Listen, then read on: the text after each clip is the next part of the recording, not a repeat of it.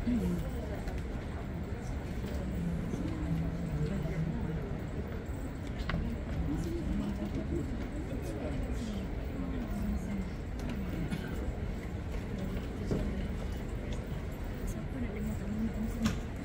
jadi Bapa Melangkah Master, saya dengan segala hormat silakan Profesor Dr.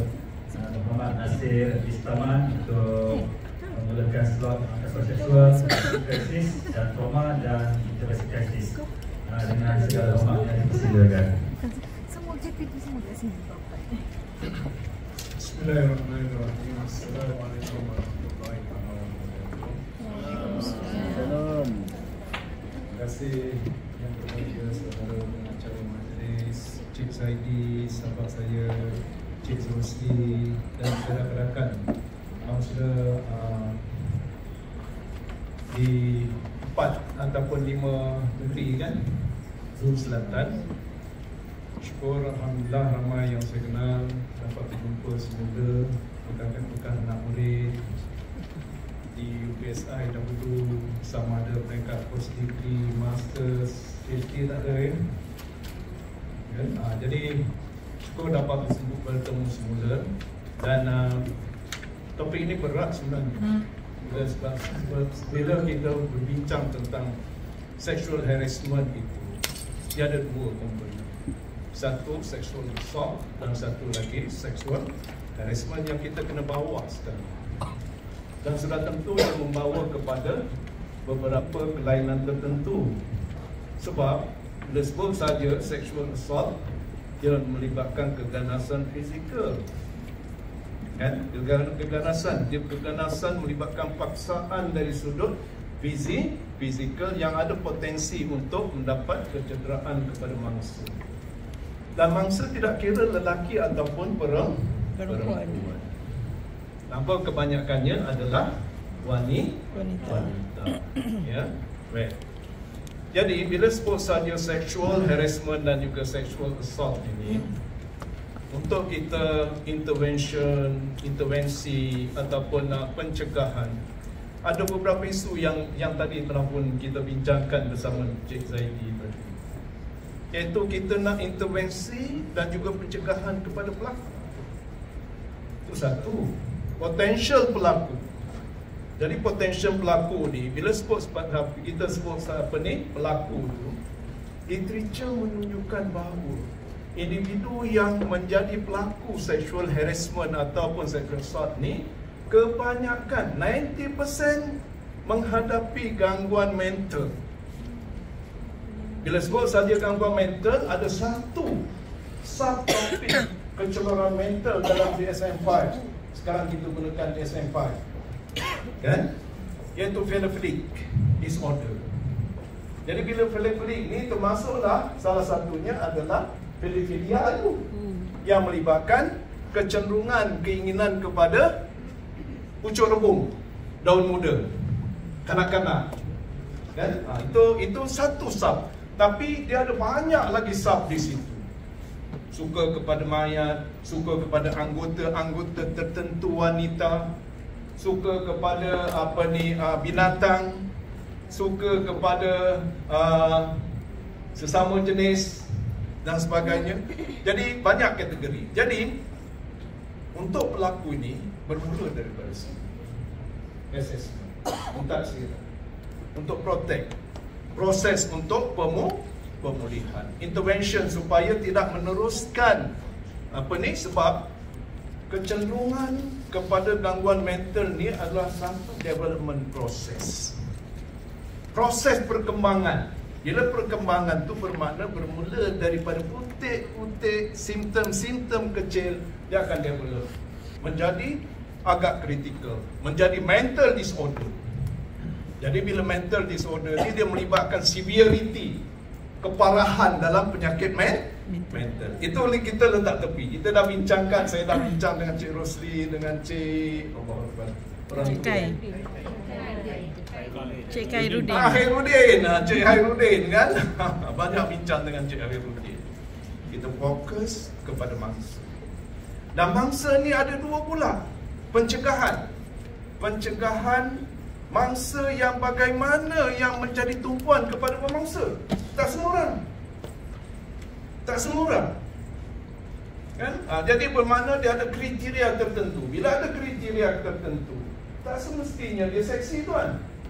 Kalau wanita, tak semestinya berpakaian seksi. Tetapi mungkin cara reaction. Dia ada ciri-ciri yang cenderung untuk orang melakukan gangguan ataupun sexual harassment terhadap. Kan? Jadi itu kepada supaya mengelak daripada orang melakukan sexual harassment terhadap ni, terutamanya kepada pelajar-pelajar kita. Okey, ya, jilbab pemangsa pada mangsa ni pula. Dan ada satu lagi mangsa yang telah pun menghadapi gangguan seksual. Bagaimana dia nak come out untuk pulih kembali daripada tekanan yang dihadapi? Dan tekanan ini sebenarnya terlalu subjektif. Kalau kita lihat, ya, kita belajar kepada kecelaruan dan juga gangguan mental ni kan, yang berpunca daripada peristiwa-peristiwa traumatik, termasuklah sexual harassment ini adalah peristiwa traumatik, very traumatik. Dia bergantung kepada 3 aspek: bio, psycho, social aspek. Biological bermakna daripada biological, keturunan. Memang sudah ada keturunan ataupun berlaku gangguan-gangguan biologi kepada sistem otak disebabkan oleh penyakit ke, ataupun berhadapan dengan demam panas ke, yang memang dia tidak dapat menampan. Orang lain boleh menampan, dia boleh balik pulih seperti biasa. Tetapi bila ada isu-isu yang melibatkan biological ini, orang lain boleh tetapi dia tidak mampu, kerana dia melibatkan sistem saraf dan juga genetik. Kan? Itu pertama. Kan? Yang kedua, social ataupun sebelumnya psychological. Bila psikologi berkembang, tuan. Berkembang. Bagaimana kita nak cope dengan situasi baru bergantung kepada personality.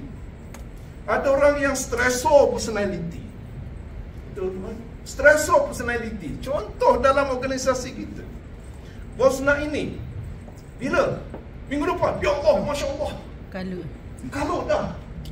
Balik rumah dia tak boleh buat apa, tak boleh menstrukturkan kegiatan harian mereka. Ada yang comfort zone tinggi, chill. Bila bos nak besok. Oh, besok. Kau dah siap ke? Baru nak tengok.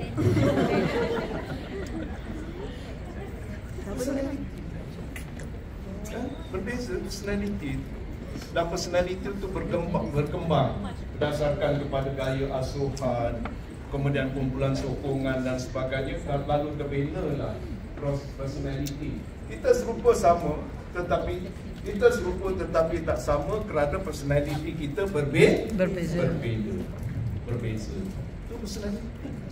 Dan satu lagi adalah social peristiwa. Tiap orang dia ada peristiwa yang dialami. Dan tidak ada seorang manusia pun yang terlepas daripada apa-apa peristiwa yang boleh mengganggu ataupun mencengkam kehidupan. Kita semua mengalaminya dan kita mampu untuk mengendari, dan sebenarnya itu adalah the learning process, menjadikan kita semua mantap.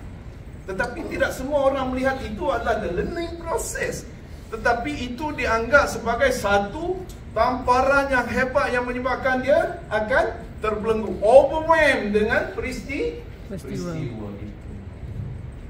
Yang itulah yang menyebabkan dia terbelenggu, terutamanya apabila berhadapan dengan situasi-situasi yang sangat menghimpit.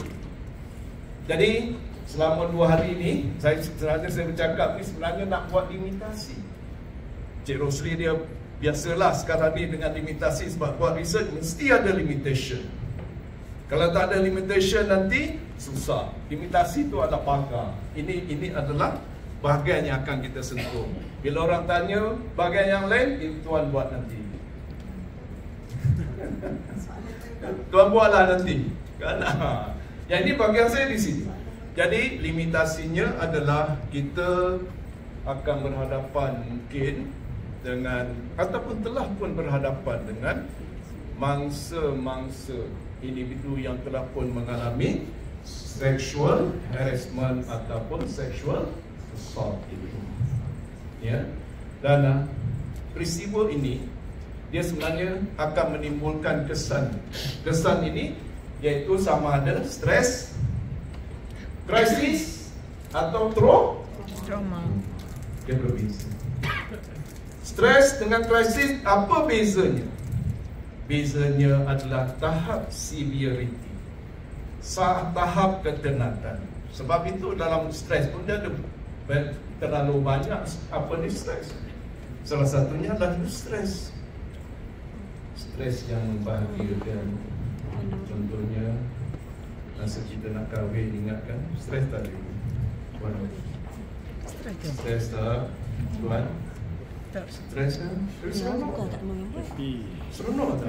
Seronok. Seronok tak? Seronok. Seronok. Bukan seronok ini, goronok tuan kan? Seronok. Stres, tetapi stres itu menyeronokkan. Nak dapat menantu, stres yang menyeronokkan. Bukan tak stres. Banyak duit bapak kena keluarkan. Lebih baik bapak buat sekali lagi.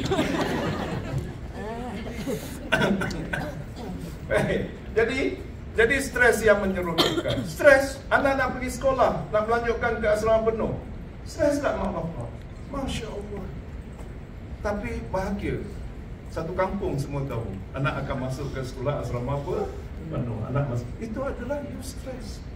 Tetapi satu tahap, the level of stress lebih tinggi daripada upaya dia sudah menjadi distress. Jadi bermula daripada distress inilah dia akan pergi kepada kumulatif stress, dia akan meningkat kepada traumatic stress, dia akan meningkat kepada krisis, dan dia akan, kalau tidak dibendung traumatic stress dan krisis ini, dia akan jump to others position, iaitu trauma. Kan? Jadi bermakna dia tak sama. Ya, stres, traumatic stress, krisis, psychological crisis dan juga trauma, simptomnya hampir sama, tetapi bezanya adalah severity dan juga time frame. Time frame. Ya, nanti kita akan bincangkan. Okey. Ada ni tak? Apa? Kita main ni lah. Boleh pula tak?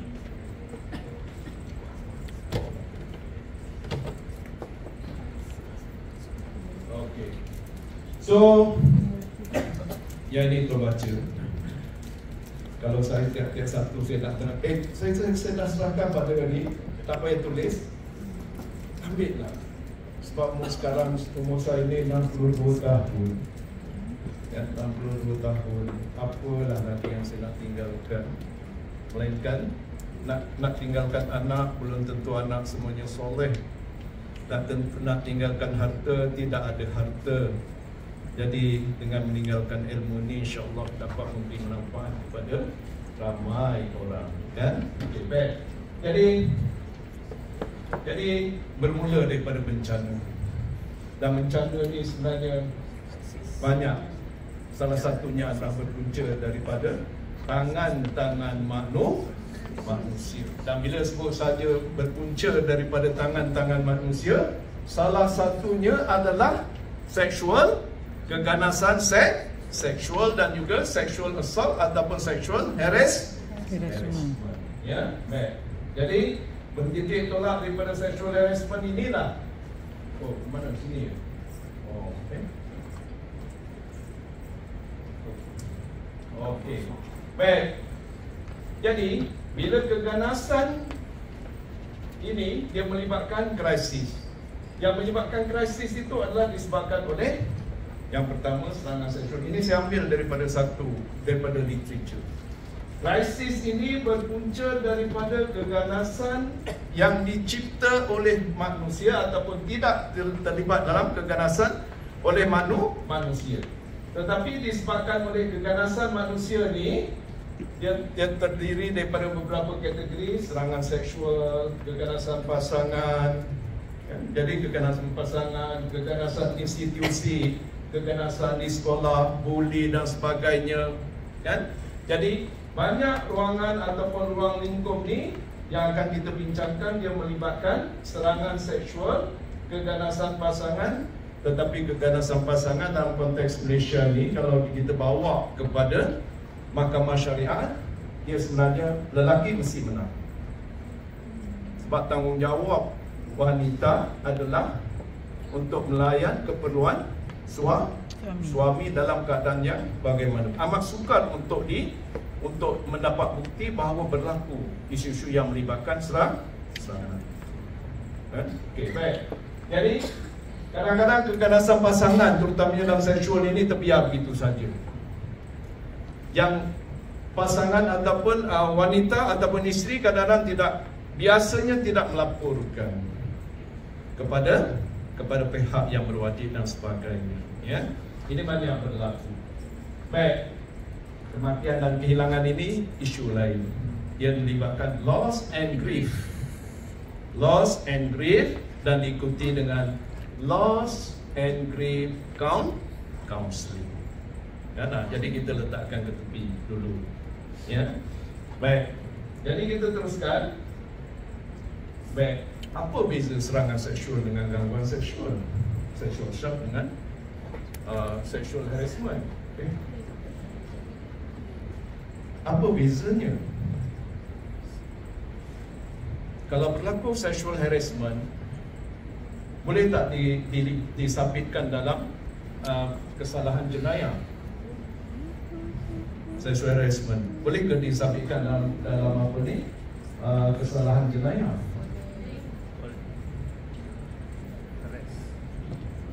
Biasanya sukar untuk kita sabitkan dalam jenayah. Jadi biasanya tersangkut atas tindakan sipil. Saya memfailkan saman terhadap ni kerana ucapannya kepada saya, kan?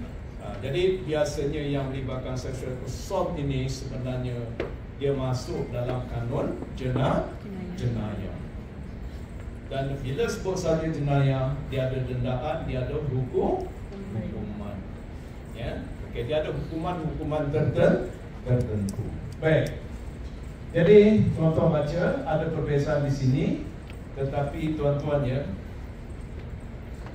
iaitu perkataan tingkah laku seksual yang tidak diingini, unwanted sexual behavior.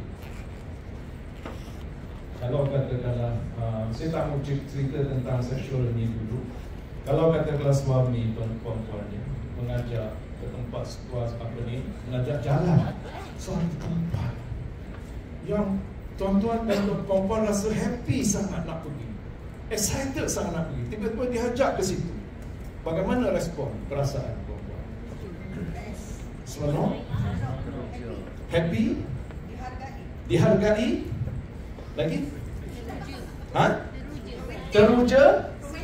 Romantik? Baik, itu adalah perasaan dalaman. Reaksi luaran, wajah macam mana? Senyum. Behavior kita? Baik, itu kalau tempat tu kita excited nak pergi. Tetapi kalau tempat tu memang, jom yang kita pergi ke sini.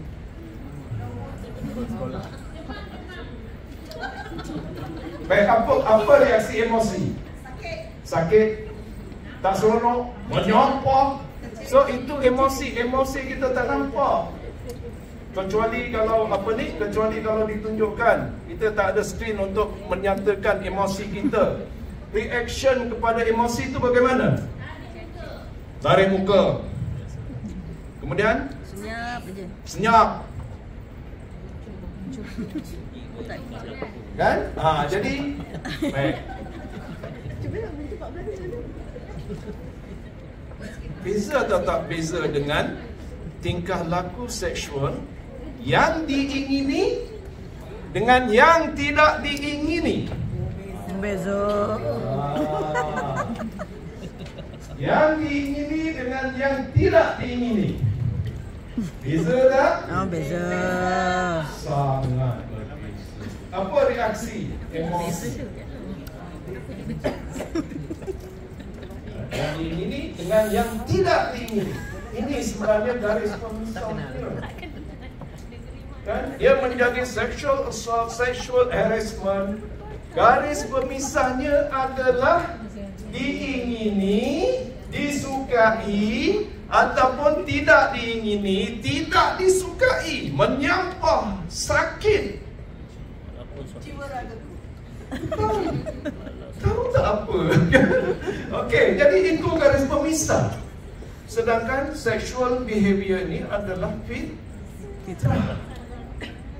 Sejak daripada Adam alaihi salam. Satu hubungan, satu tingkah laku yang suci dan murni, yang tanpa ada itu menyebabkan umat tidak berkembang.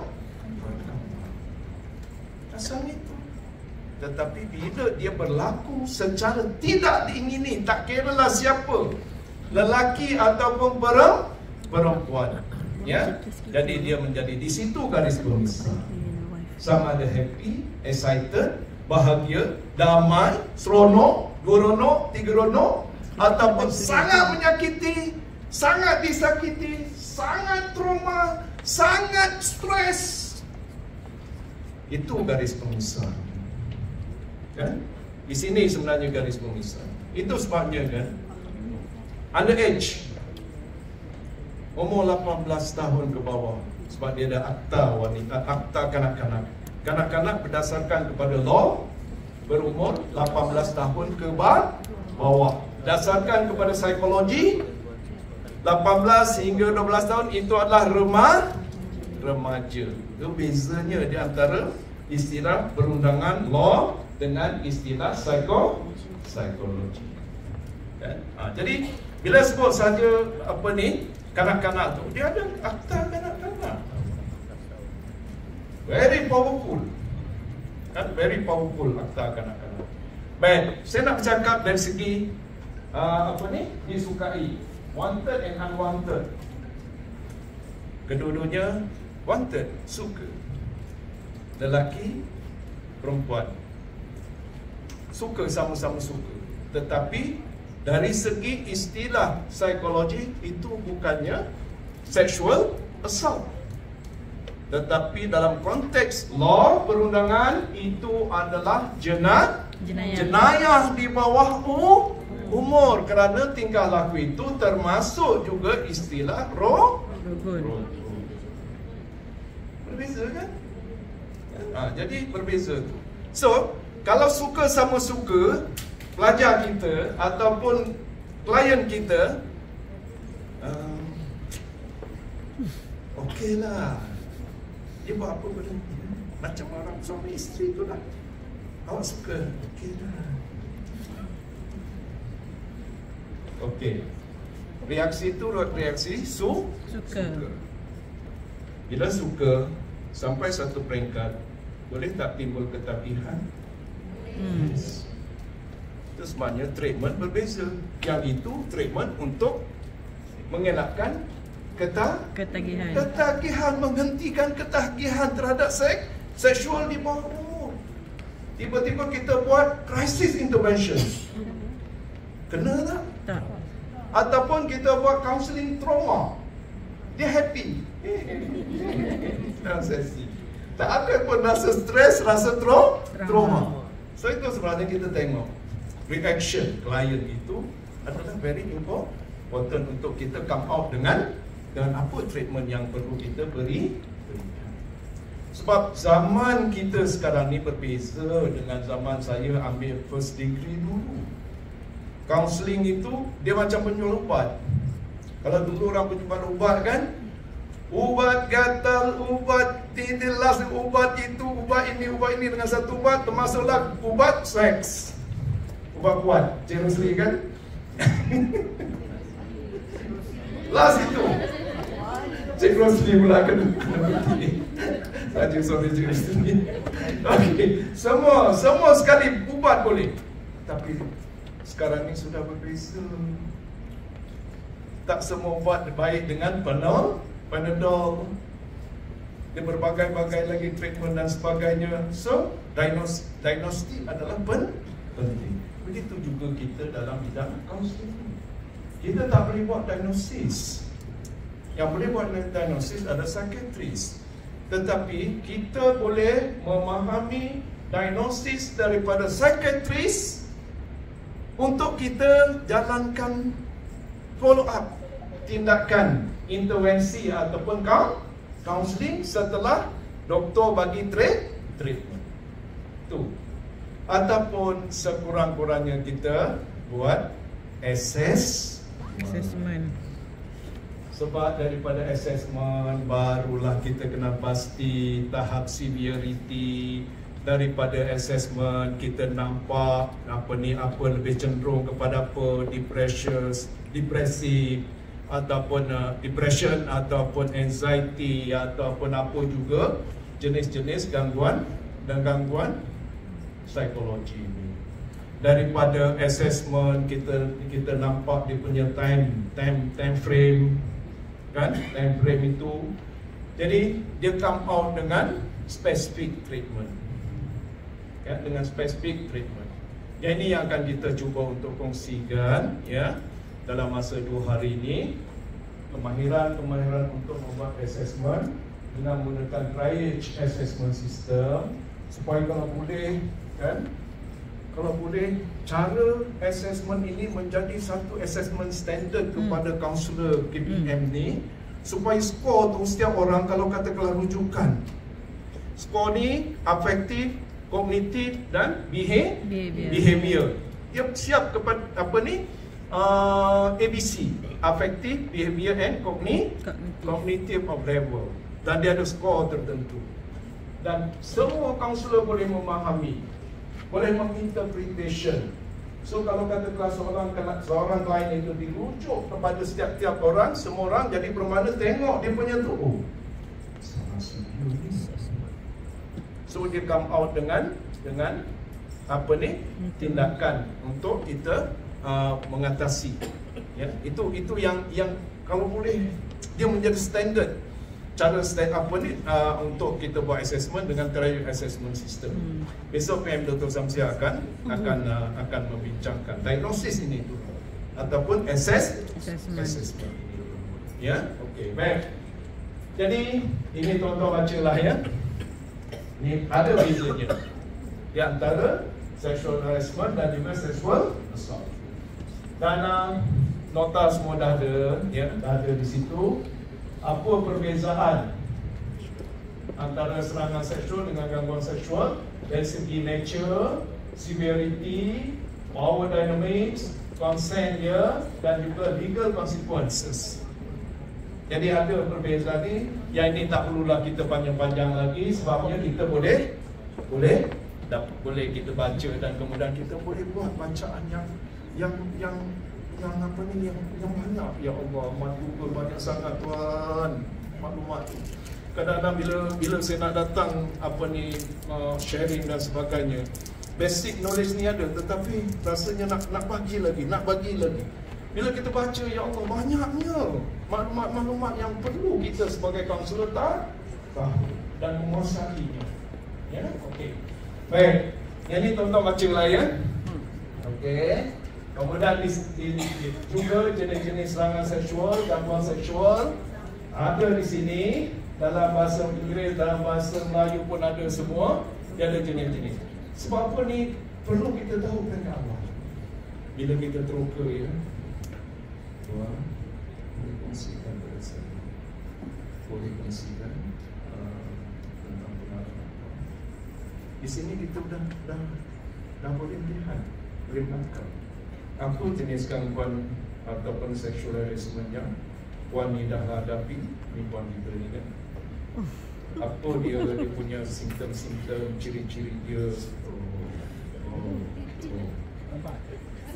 kan? Untuk menjadi asas knowledge untuk kita jalankan intervensi seterusnya. Kan? Jadi ini sangat penting, ya. Sebab apa? Dia beza, ya. Rukul ni tahulah kan. Rukul ni bila berlaku apa? Kemasukan, kan? Bila berlaku kemasukan itu. Kemudian dia ada percubaan rukul. Dan bila berlaku, bila tiba-tiba kan kes itu betul-betul kes itu. So kita kena balas balik. Bila ya kes itu berlaku? Semalam. Bila semalam, bermakna ada beza treatment yang perlu kita jalankan seterusnya untuk proses intervensi. Bila semalam, berlaku tak lebih daripada 72 jam?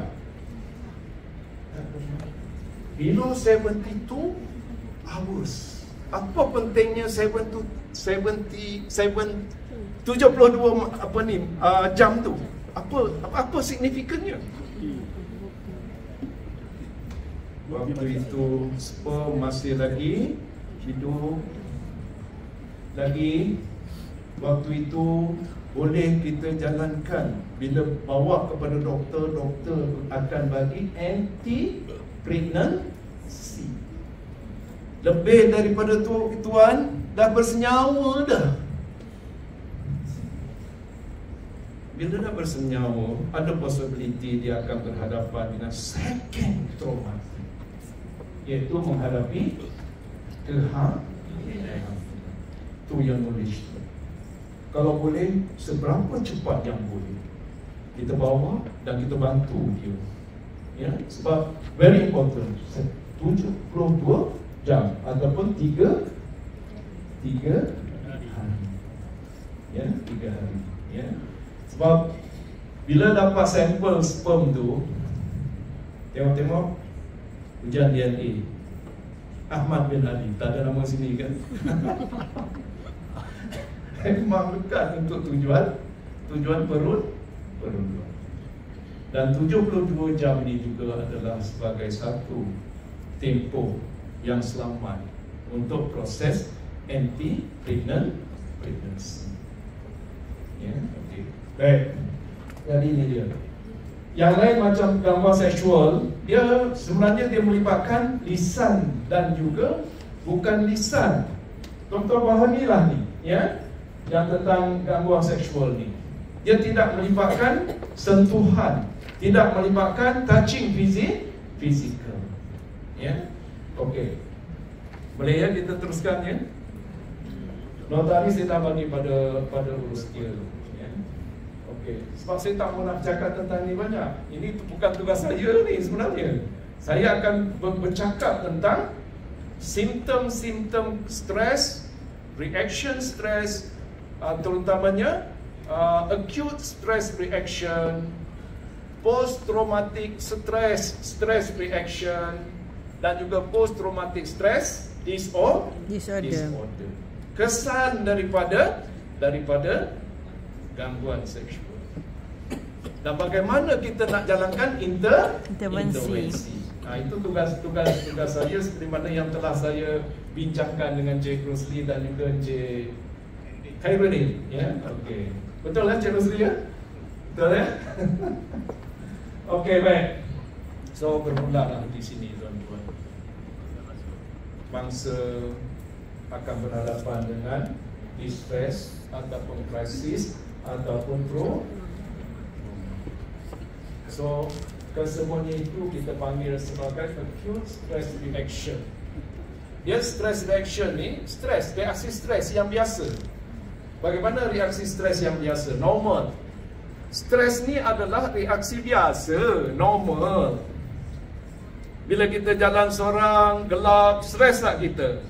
Stres. Normal lah, kan? Bila kita ada stres, itu adalah kita sebagai individu yang normal, tuan-tuan. Bos berikan tugasan yang banyak, stres. Normal tak? Normal. kan? Suami tak beli tak apa ni sekarang ni tak timbul itu sebab semua isteri bekerja banyak. Kan? Suami tak beli langsir ke apa, bukan itu alasan. Itu dulu punya suami. Suami tak belikan langsir, dia pergi sendiri. Tak timbul stres tu. Okey, jadi stres ni adalah reaksi normal. Tetapi bila dia sampai kepada acute stress reaction. Acute ni apa? Acute ni apa ya? Teruk, kuat, nampak dengan jelas. Acute stress, reaksi stres yang akut. Kan? Yang akut. Ya? Jadi akut ni maksudnya kita boleh nampak melalui cara pemakaian tudung. Kalau katakanlah dia pakai tudung, oningnya tak on point, betul kan? Kemudian yang dagu menjadi oning, yang oning menjadi dagu, oning letak sebelah sini, kan? Itu tanda-tanda acute stress reaction tu. Acute stress reaction ni sebenarnya ada 3 indikatornya, iaitu terjejasnya rutin harian kita. Terjejasnya rutin harian kita. Yang kedua, terjejasnya komunikasi dan interpersonal. Dan yang ketiga, terjejasnya kalau dia masih belajar, terjejasnya proses pembelajaran, tak datang kuliah, tak buat assignment, macam-macam lagi lah. Dan kalau dia bekerja, terjejasnya bekerja. Cukup. Acute stress reaction. So ini sebenarnya menjadi indikator yang utama kepada counselor. Sebenarnya dia melihat individu berdasarkan kepada reaction. Daripada situ kan kita boleh lihat sebenarnya tak ada begitu. Gesture, posture dia, non-verbal, ekspresi wajah, so penampilan harian itu semua memainkan peranan yang penting. Ya, okey. Yang ini adalah acute stress reaction. So, acute stress reaction ni bermula daripada distress. Distress ni adalah stres yang melampaui daripada keupayaan daripada individu untuk mengatasinya. Itu sudah dipanggil distress. So bermula daripada itu dia akan berkembang kepada kumulatif stres dan dia akan berkembang menjadi traumatic stress dan traumatic stress ini menghampiri kepada crisis. So time frame, dia melibatkan time frame. Sebahagian daripada pakar kesihatan mental bersetuju bahawa time frame untuk acute stress reaction ini within 2 months, 2 bulan ataupun 3 bulan daripada peristiwa traumatik. Yang ini yang perlu kita dalam time frame kita untuk mengendali kes-kes yang melibatkan acute stress reaction dan juga trauma dan juga krisis ni. Time frame ni adalah penting. Sebab apa? Bila isu acute stress reaction ini ataupun krisis ini tidak ditangani dalam tempoh waktu 3 bulan, dia akan terus develop. Masalah itu akan terus berkembang, dia menjadi apa? Apa ni? Post traumatic stress reaction dulu. Dan kemudian kalau itu pun tidak dapat kita bantu, dia akan menjadi PTSD. Apa dia PTSD? Post traumatic stress disorder merupakan satu daripada berbelas mental disorder yang disenaraikan dalam DSM-5.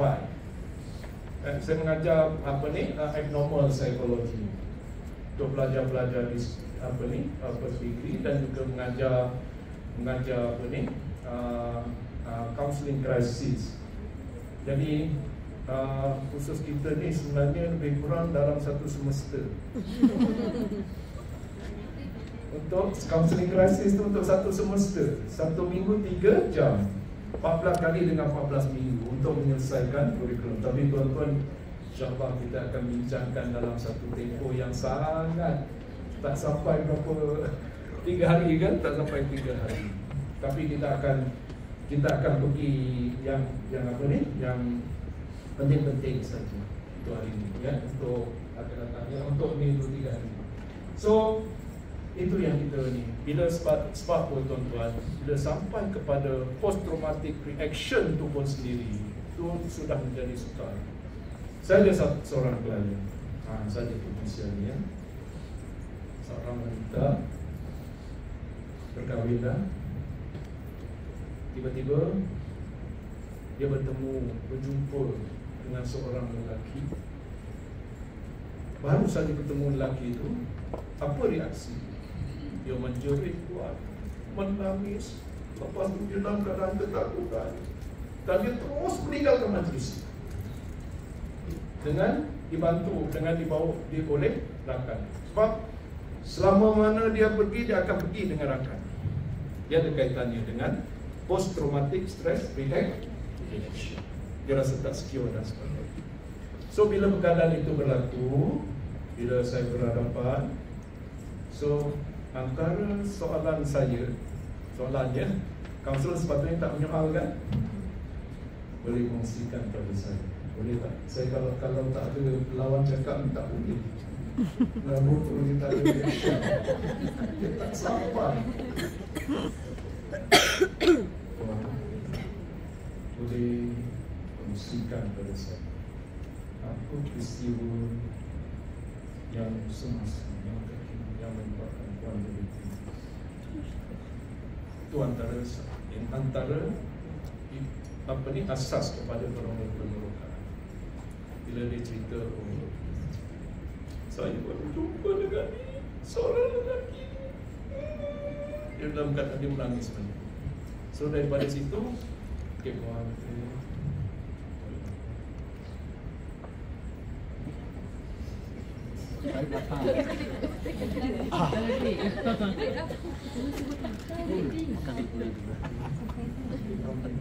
kenapa tarik nafas? Deep breathing. Dia boleh tenang semula, sebab hanya perasaan yang tenang saja dia boleh share. Kalau boleh ceritakan puan apa yang berlaku, boleh ceritakan puan, cerita. Jadi bila kita dah buat aktiviti, mungkin ada sesuatu yang baru sebentar lagi kan, lelaki itu dia menangis banyak. Dia sama dengan 2 tahun lepas, rupanya hampir diperkosa oleh seorang lelaki yang hampir sebiji sama dengan lelaki. So reaksi yang baru berlaku itu reaksi apa? Crisis. Reaksi stres, dia adalah acute stress reaction, dengan menangisnya, dengan kalau orang stres biasa, dia akan menangis, sekurang-kurangnya dia akan cover lah pincu dia. Dia punya eyeshadow kan, dia akan cover, akan benarkan benda tu meleleh, terganggu kan. Itu adalah acute stress reaction. Apa sebabnya? Sebab kita ada sistem kawalan diri. Setiap manusia ada sistem kawalan diri, self control. Percayalah. Tetapi kalau sampai ke peringkat begitu, adakah dia masih mempunyai self control? Loss of self control. Itu sebenarnya dia bereaction begitu. Reaction. So acute stress reaction ataupun crisis. So yang ini adalah krisis. Tetapi itu saja ke? Dia ada kaitannya ada kaitan dengan satu peristiwa traumatik yang belum lagi selesai. Sebab itu antara ciri-ciri penderitaan seseorang yang tidak terdaya, terbelenggu, merasa takut, tidak terkawal dan patah hati. Trauma mempengaruhi deria. Yang ini trauma dipengaruhi oleh deria apa? Mata. Kan? Ada setengah individu katakanlah putus tunang. Ada juga dia pergi supermarket, dia tak terjumpa, dia tercium perfume sikit yang biasa dipakai oleh tunang dia dulu. Lepas tu dia terus datang stres balik. Jadi bermakna peristiwa putus tunang itu adalah peristiwa traumatik. Peristiwa perfume itu adalah crisis event. Dapat beza? Baik. Jadi bermakna dia masihlah ada simptom Begitu juga kalau orang pernah aksiden di satu tempat. Saya ada dulu seorang yang aksiden satu tempat. Dia sentiasa mengelak tempat aksiden, walaupun dia terpaksa melalui jalan yang lain yang lebih jauh, berpusing. Sebab bila sampai di situ dia hilang, lost control untuk hilang fokus dan sebagainya. Bukan sehari dua, malahan berlaku selama berhari-hari, berminggu-minggu. Yang itu sudah menjadi re-traumatization, ataupun mengalami semula trauma yang tidak terurus. Saya kongsikan ini sebagai pengenalan supaya apa? Kita dapat tahu bahawa itu di antara ni. Bila kita dapat terus ke kes yang begitu, so langkah pertama kita jalankan intervensi krisis supaya krisisnya menjadi tenang semula, and then follow up dengan counseling trauma. Itu sebenarnya seriously kan kita masukkan akhirnya counseling trauma dalam ini. Ya, sebab ada possibility puan-puan nanti akan dirujuk kepada kes gangguan seksual ini yang sudah berlaku selama berbulan-bulan, tetapi tidak ada siapa kesan sehinggalah berlakunya ada insiden tertentu yang itu adalah crisis event yang mencetuskan semula trauma. Boleh faham ni tuan-tuan, puan-puan? Special manusia ni kan, itulah anugerah Allah yang diciptakan untuk manusia yang tidak ada pada lembu. Lembu sepak macam ni tak ada trauma. Kan itu manusia ni, specialnya manusia ni, kan? Okey, baik. Jadi itu deria apa tadi, bau hidung. Ada lagi deria dengar. Kes masa tsunami kan, kira lama jugalah lepas tsunami itu 2 tahun. Waktu tsunami di Aceh itu saya tengah menyiapkan tesis PhD saya, cuti 3 tahun. So lepas tu pergi ke sana untuk sarjana lautan sosial. Jumpa dengan seorang sarjana kita nak tahu apa ni semua. So yang itu dia gangguan yang menjadi deria dia adalah deria pendengaran. Dia tak boleh bunyi orang riuh dan sebagainya, bunyi bising. Kalau buruh tu pun dia akan rasa dia tekuk telinga, dia akan re-traumatization. Kan? Jadi dia mengalami semula episod trauma. So yang itu sebenarnya telinga, rasa, dia macam-macam lah kan. Jadi yang mana yang menyebabkan dia jadi teringat balik kepada peristiwa traumatik yang telah berlaku. Yang itu adalah counseling trauma. So yang ini kita akan cuba untuk bawa tuan kepada TFCBT, Trauma Focus Cognitive Behavior Therapy. Cik Zaidi, kalau katakanlah ada bajet nanti kan, khas untuk counseling untuk CBT, TFCBT. Betul-betul kita boleh menjalankan sesi counseling tu. Yang ini kita petik sikit je, kan? Yang lain tuan-tuan boleh baca. Ada literature banyak, googlekan sekarang TFCBT. Jadi Jadi kita cuma mencetuskan saja. Yang lain tuan-tuan kena carilah, ya. Jadi kita kena cari dan boleh bertanya, kan? Okey, baik. Kalau ada bajet lah, tak ada tak apa. Okey. Baik, kita ini dia, ya. So kita punya concern kita ni adalah kepada krisis, ya, kepada tahap krisis. Supaya apa? Supaya klien tidak berkembang, develop, ya, isu ataupun reaction itu menjadi trauma. Bila dah trauma, tuan-tuan, ya, memang diperlukan intervention yang sangat rapi. Kadang-kadang tak cukup dengan counselling saja, tetapi perlu juga dirujuk kepada psikiatris.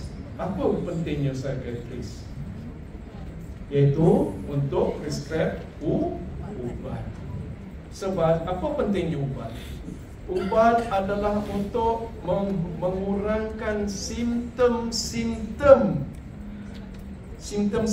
depression, simptom-simptom anxiety. Itu ubat, kan? Selagi simptom itu masih ada, selagi itu kita tak boleh nak buat apa-apa. Jadi bila simptom itu dapat dilegakan dengan bantuan ubat, dia okey semula, waktu itulah kaunselor kena follow up untuk menjalankan sesi counselling. Kerana selepas dia makan ubat, dia boleh berfikir normal balik. Cukup masa 6 jam, kena makan ubat balik, dia okey balik. Tetapi bila kita boleh follow up, ubat pun makan, follow up dengan counselling proses, insya-Allah itu merupakan satu rawatan yang baik. Sebab apa kita tak boleh mengharapkan psikiatris? Tak ada masa untuk buat sesi dia. Sebab biasanya kalau katakanlah dah dirujuk kepada psikiatris dah bagi treatment, dah diagnose, dah tahu apa dia punya simptomnya, kemudian dia bagi ubat, dia akan tendang ke mana? Dia akan tendang kepada organisasi kalau dia staff kita, betul tak? Betul tak saya macam tu, kan? Dia akan tendang kepada jabatan kita. So perlu adanya competencies di situ untuk follow up, kan? Untuk follow up. Baik, okey, ya. Baik, yang ini yang perlu kita faham, ya. So kita tak mau sampai ke peringkat PTSD. Sebab kalau dalam peringkat post traumatic stress reaction, insya-Allah dengan gunakan treatment, dengan intervensi counselling, dengan terapi-terapi tertentu, kan, insya-Allah kita boleh bantu klien kita, ya. Yang itu kita harapkan, ya. Baik. Jadi inilah saya katakan tadi, kita jangan sampai kepada peringkat traumatic stress, ya. Stress ni memanglah dia satu keperluan. Stress ni satu keperluan. Dia adalah proses pembelajaran. Tambahkan kita rasa bahagia dengan stress ni. Tetapi bila sampai kepada distress, sudah cukup untuk memberikan tekanan kepada individu, ya. Okey, yang ini sebenarnya tuan-tuan boleh search juga di dalam Google, ya. Google banyak, kan, maklumat. So ini dia, ya. Jadi kita cuba untuk memahami traumatic stress, ya. Stres yang ekstrim yang berlaku disebabkan oleh peristiwa traumatik. So antara peristiwa traumatik ini adalah sexual assault dan juga sexual harassment. So knowledge kita tentang sexual assault dengan sexual harassment tadi dah ada dah, kan? Dah ada kan? Walaupun kita tak bincangkan dah ada dah. Kalau tak nanti kalau untuk bincang itu 2 jam kita ambil di situ saja, ya. Okey, baik. Jadi simptom-simptom dan mengelak dari apa sahaja yang mengingat peristiwa traumatik tersebut. Mudah terkejut, ya. Hyperarousal, ya, mengalami semula dalam bentuk mimpi, flashback, kewaspadaan yang tinggi, ya. Jadi dia sentiasa tidak selamat, ya. Kemudian jika berterusan dan semakin tenang akan mencetuskan krisis ataupun gangguan mental yang lebih tenang lagi. Ya. Baik. So, ini definisi, cuma saya nak tekan, ya. Keadaan kecewa, stres, bimbang yang tidak teratur dan bersifat sementara. Bila kita selusuri, kita tengokkan definisi tentang apa ni, tentang krisis ni, dia bersifat sementara. Reaksi krisis ni memang bersifat sementara. Sementara dia pulih, ataupun sementara dia boleh berkembang menjadi lebih serius. Itu dikatakan krisis bersifat sementara. Itu sebabnya dia melibatkan time frame. Within 2 month ataupun 3 bulan. 3 month. 2 ataupun 3 bulan. Itu yang kenapa dia bersifat sementara. Sebab ada individu yang memang self healing dia tinggi. Kan? Self healing daripada faham kan? Puan faham? Sudah. Dari Johor ya. Saya pasal teringat apa ni student saya masa buat program seperti ni faham. Ha? Ya. Ipulai. Oh, silah orang. Tapi bukan dekat sama. Nasib baik bukan krisis. Nasib baik saya tanya. Kalau saya main apa ni, main serkah aja kan. Dah lah. Okey, sorry ya. Jadi bersifat sementara. Kenapa? Pada ketika ini individu hilang keupayaan, coping skill. Coping skill, kita setiap orang ada coping skill. Ngeteh, shopping, kan, online shopping, chat dengan kawan. Itu adalah method self healing ataupun coping skill. Tetapi bila sampai kepada tahap stres yang tinggi, terutamanya stres yang traumatik ini, traumatic stress, tak boleh kita nak heal secara natural. Tak boleh. Bahkan aktiviti-aktiviti yang selama ini dipanggil sebagai self healing ataupun coping skill, tak berminat lagi. Gardening ke, tanam nenas ke, tak hilang. Malah dia membenci kepada aktiviti. Tak mahu. Kan? Jadi itu yang menyebabkan ya, kenapa dia boleh develop menjadi lebih teruk. Ya. Baik. Berpotensi ke atas outcome yang negatif secara radikal. Secara radikal. Bila radikal tadi bermakna, Puan siapa nama dia? Puan Siti. Dia tak jadi Puan Siti yang kita kenali. Sebab apa? Sebab 3 perkara. Terjejaknya dalam apa? Tadi baru saya sebut.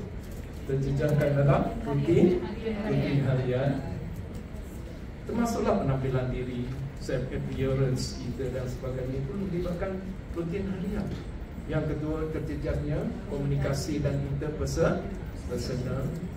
Lebih banyak yang selalunya dialah yang mencetuskan kepada kegairahan situasi. Ada dia riuh jadinya, tetapi bila dia dalam keadaan krisis, berubah. Kan? Komunikasi dan interpersonal. Dan terjejasnya kerjaya.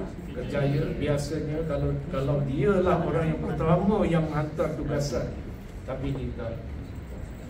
Itu yang menyebabkan berlaku perubahan ke arah outcome yang negatif secara radikal sejurus, berlaku peristiwa traumatik. Jadi dan juga krisis adalah persepsi tentang peristiwa atau situasi sebagai kesukaran yang tidak dapat diterima. Dia menginterpretasi kadang-kadang pun peristiwa itu tidaklah terlalu ekstrim. Sekadar dia begitu, sorry. Cantik untuk kamu. Contoh, saya tak tunjukkan kepada siapa-siapa ya. Inilah cantik untuk kamu. Kan? Sudah cukup. teruk sangat. Itu semua bergantung kepada persepsi tentang peristiwa. Kenapa? Sexual harassment. Memang itu adalah sexual harassment. Adakah dia sexual assault? Belum lagi. Tapi bila dia touch, ada setengah orang kata, alah, setakat touch di bahu, tak buat pun, kan? Bagaimana individu mempersepsi? It's okay sekadar di bahu. Dia mengalami stres tak? Bila mengalami stres, tetapi severe tak? Itu sebabnya kadang-kadang sentuhan ataupun peristiwa yang sama tetapi impaknya berbeza. Sebab bagaimana individu menginterpretasikan. Sorry ya, statement tadi ya. Ini tak ada sexual mana-mana takut juga hari nanti kan. Kadang-kadang dalam satu organisasi dan dia menjadi satu biasa. Jadi kalau katakanlah dia menginterpretasi, biasalah dia. Si Ahmad, Ahmad memanglah muka puaka. Mulut puaka. Dia boleh terima. Ya, baik, jadi setakat mana dia mempersepsi tentang peristiwa atau situasi sebagai kesemuanya dan tidak diterima, dia menjadikan membawa kepada reaction itu.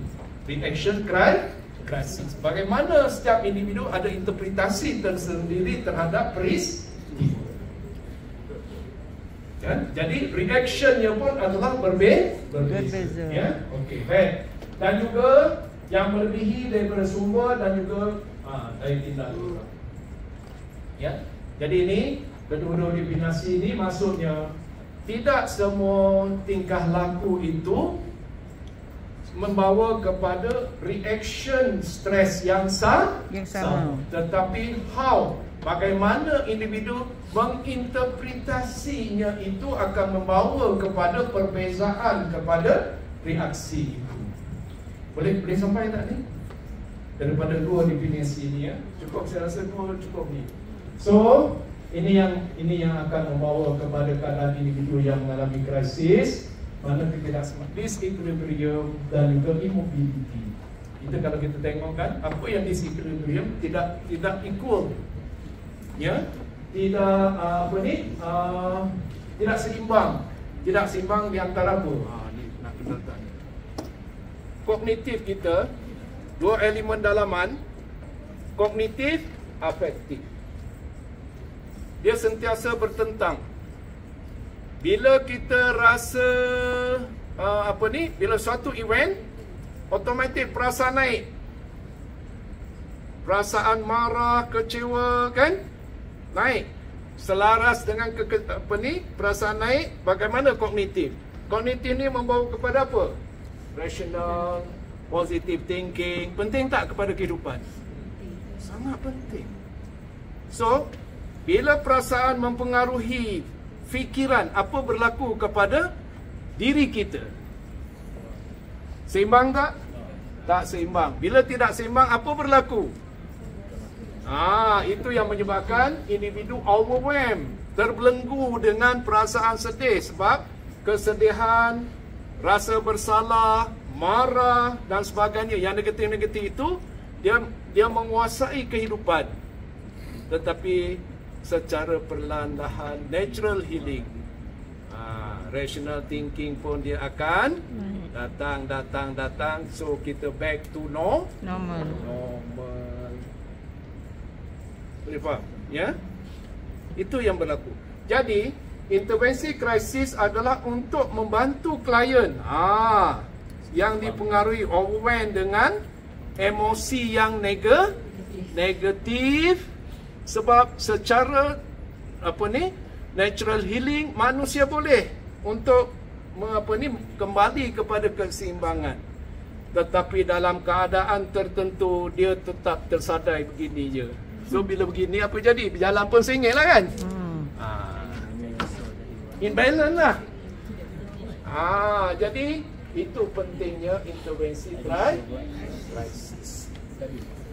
Bila kognitif and affektif ini tidak equal, dia akan mempengaruhi behavior akan menjadi immobility, tidak bergerak.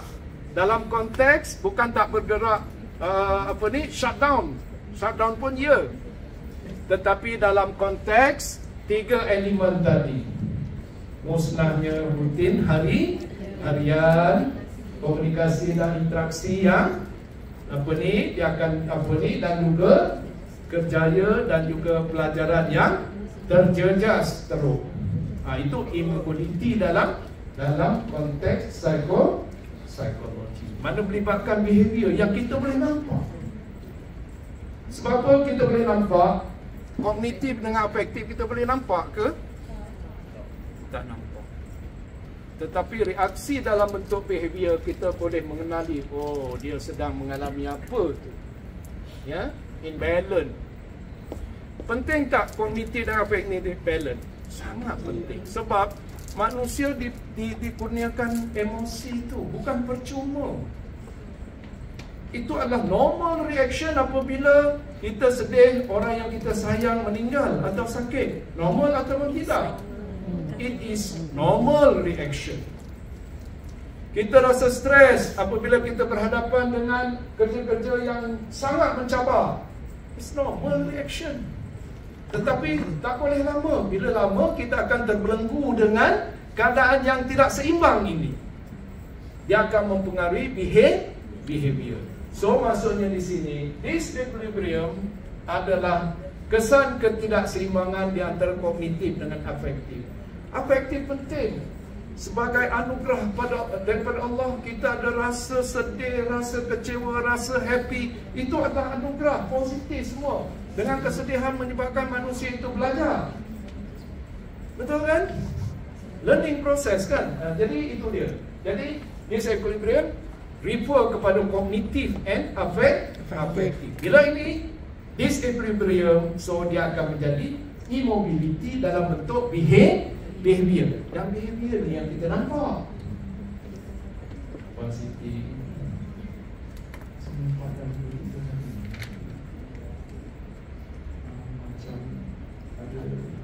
Ada sesuatu.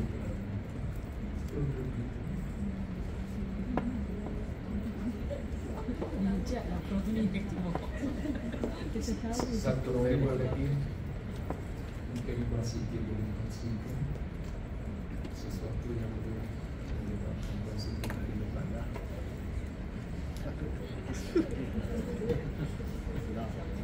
Itu antara teknik-teknik lain kan, skills kan, skill intonasi, cara kita bertanya. Positif 2-3 hari ni nampak macam tak kena je. Apa jadi? Agaknya ada sesuatu berlaku pun. Habis punah. Tak puas. Ha? Jadi dah. Itu responnya bagus daripada klien. Lu apa hal? Tiba-tiba tanya macam tu. Okey, baik. Jadi yang ketiga, perbincangan dalam daya tindak. Maksudnya coping skill dia tidak dapat membantu kepada proses healing proses itu, ataupun kita panggil sebagai natural healing. Ya, baik. So ini antara reaksi-reaksi ini, reaksi kognitif ni ya, obsession thinking dan juga preoccupation with the event. Preoccupation with the event ni sebenarnya taksub kepada event.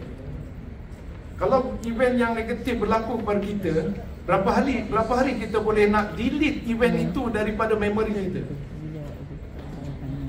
Berapa hari? It depends. Sehari selesai tak? Baiklah. Bermakna sepanjang sehari itulah kita akan obses kepada event. Dan bila individu itu obses kepada event itu, event baru kena harassment. Harassment ni dia menjadi harassment kerana dia senang ataupun tidak, suka ataupun tidak. Kalau dia suka, dia akan responnya lain. Alah you mean, dia lain tu, respon dia lain, kan? Jadi bermakna kalau responnya stres, itu adalah harassment. Kalau dia Dia suka sebab manusia ni dia alamak, dah tua ni, satu istilah. Nanti kalau saya ingat saya bagi tahu. Dia kadang-kadang boleh terus jalan. Itu reasonnya kan. Kalau ingat nanti saya akan beritahu kan. Hampir teringat tapi hilang balik. Baik, jadi obsession tu. Bila dia obses kepada peristiwa, bagaimana tugas-tugas kognitif yang lain? Dia boleh fokus ke? Tak. Itu yang menyebabkan timbullah isu-isu. Pertama bermula daripada reaksi kognitif. Kemudian daripada reaksi kognitif, timbullah reaksi emosi, perasaan, iaitu berteraskan kepada kebimbangan, ketakutan, panik, serangan panik. Itu ada platform kepada anxiety reaction. Berasaskan kepada rasa bersalah, rasa kecewa, sedih, menyalahkan diri. Itu ada foundation kepada depression. Dia berbeza kan? Dia berbeza, sangat berbeza di antara depression dengan anxiety. Ada perbezaan yang nyata. Kategorinya pun berbeza. Foundationnya berbeza. Emotion, foundation. Tak puas hati, rasa kecewa, marah, dia akan mencetuskan impulsive behavior. Apa impulsive behavior? Tingkah laku cepat, marah. Orang marah ni, dia cepat. Mulut lebih cepat daripada fikiran. Cakap dulu baru Allah maaf. Buat dulu baru Allah maaf. Itu adalah reaksi marah, iaitu impulsive behavior. So dia akan berkembang. Dan ini semua adalah tanda-tanda individu itu mengalami krisis. Ya, okey. Kita pergi lagi. Kita pergi dengan aksi tingkah laku, terjejasnya rutin harian, terjejasnya komunikasi, terjejasnya interaksi, terjejasnya pembelajaran ataupun kerjaya yang saya bincangkan tadi. So daripada sinilah yang kita boleh nampak. Jadi menampakkan ciri-ciri resah, gelisah dan juga withdraw, menunjukkan murah, menangis, keletihan fatigue. Sebab kenapa dia fatigue? Kenapa dia letih? Kerana fikiran dia sibuk, obses kepada peristiwa. Letih dengan perasaan-perasaan tadi. Sedangkan itu semua memerlukan tenaga. Itu yang menyebabkan dia fatigue dan bersikap lawan kepada empati. Kalau empati ni kan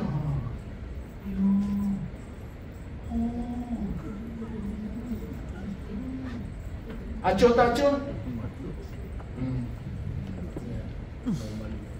Kan? Kan?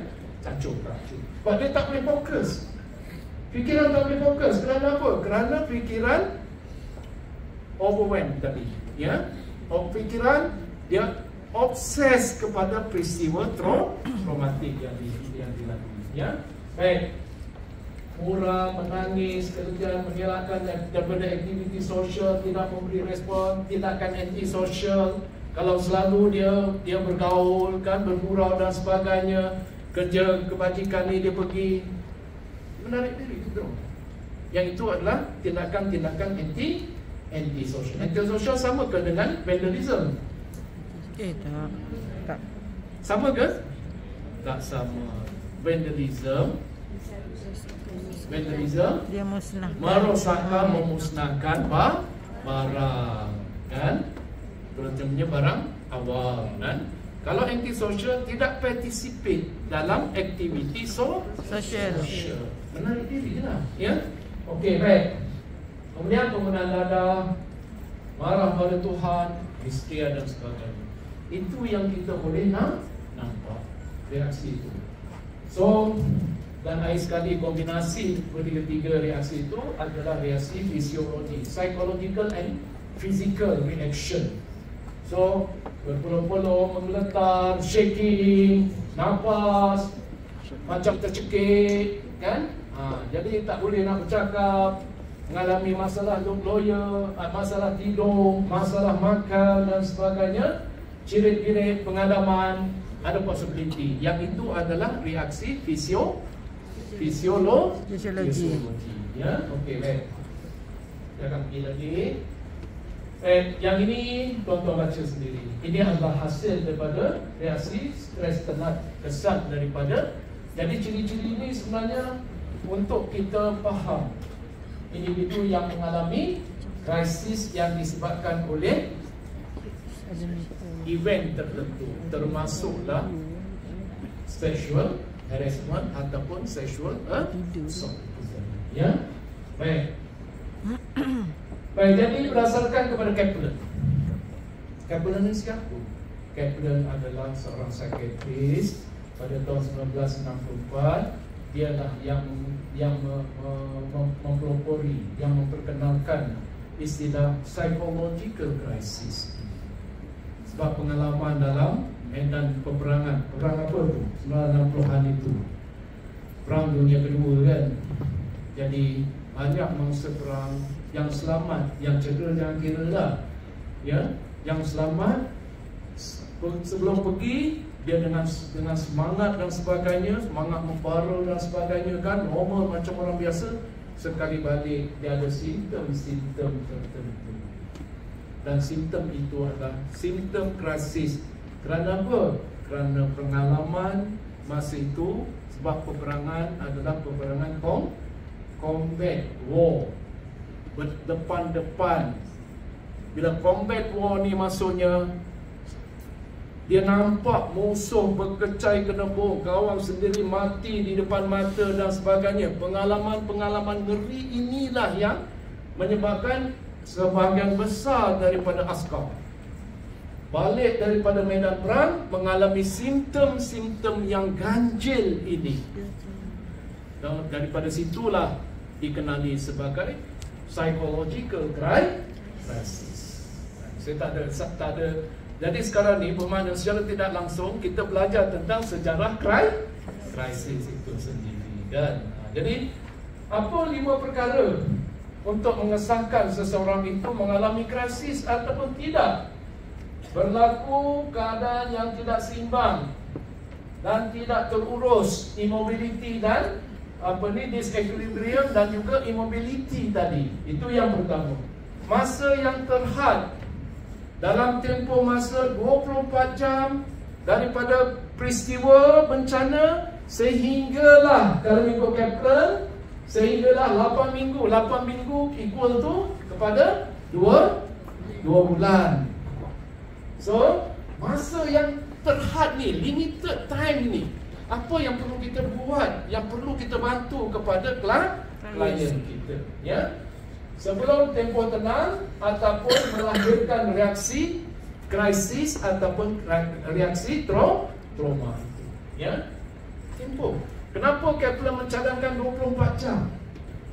Sebab dalam tempoh itu individu kita sendirilah, kita cuba struggle untuk menggunakan mekanisme bela diri kita untuk kita dapatkan self healing. Betul tak? So, biasanya dalam tempoh 24 jam itu kita akan kembali. Tetapi kalau tempoh melampaui 24 jam itu menandakan bahawa ada kemungkinan kegagalan untuk kita kembali tenang dengan menggunakan self healing kan? Jadi dicadangkan 24 jam. Jadi berlakunya saja kita tunggu dulu. Memang timbul reaksi, tetapi kadang-kadang individu dia struggle tau untuk dia rasa tenang. Astagfirullahaladzim. Dan apa cara? Astagfirullahaladzim. Itu cara kita lah. La ilaha illallah. Subhanallah. Itu tanda-tanda bermakna setiap orang struggle untuk keluar daripada belenggu krisis. Kita biasa buat kan? Allah, nasib bahaya tak kena aku. Itu adalah self healing kan? Jadi Automatik sebenarnya. Benda tu automatik berlaku kepada semua orang untuk self healing ini, ya. Berlaku peristiwa pencetus. Yang ketiga, mesti ada peristiwa tercetus. Itu sebenarnya individu yang mengalami sexual harassment dan assault ni dia mangsa. Sampai kepada peringkat counselling proses, kita namakan secara ni sebagai mangsa, ataupun kita panggil sebagai survivor. Mangsa ataupun survivor. Kerana apa? Kita mengharapkan dia survive, ya, daripada keadaan krisis yang dialami, ya. Baik, jadi berlaku peristiwa pencetus memang ada. Daripada sebelum ni kan, contoh bergurau kakak ketawa. Tak payah ada peristiwa yang terlalu kritikal berlaku. Datang masuk message. Cukup sampai di sini saja hubungan kita. Selepas ini antara saya dan awak tidak ada lagi sebarang hubungan. Don. Baik. Don. Blok itu memang blok. Tapi adakah perasaan itu terus blok? Aku tak, aku boleh. Tak ada. Daripada kakak. Kita telan balik ketawa. Kan? Dia terus berubah. Sebab adanya. Jadi itulah keadaannya. Kesiannya mangsa, bukan salah dia. Itu sebenarnya kita kata ada awareness untuk cuba membantu. Ya. Ada satu klien HIV positif. Ada 2-3 tak silap saya. Ini salah satu daripada apa ni yang dirujuk. Bila dia tahu saja, tiba-tiba kan melalui ujian darah dia positif HIV. Seorang pemuda berumur 27 tahun baru saja bekerja. Agak-agak macam mana berbanding dengan sebelumnya bagaimana? Dia bekerja, belajar di luar negara, apa ni semua. Tapi disebabkan oleh apa? Insidennya. Dia melanggar motoris, cedera motoris tu, dan dia pun cedera sebab dia masuk melantung pada cermin kereta, pecah, dan sempian tu terkena pada lengan dia pun mengalami kecederaan. Dia sangat responsibility, bantu papa bawa ke hospital dengan kereta dia, dan akhirnya selamat kepada mangsa yang dilanggar. Tapi dia sebulan, 2 bulan dia mengalami perubahan kemerosakan kesihatan.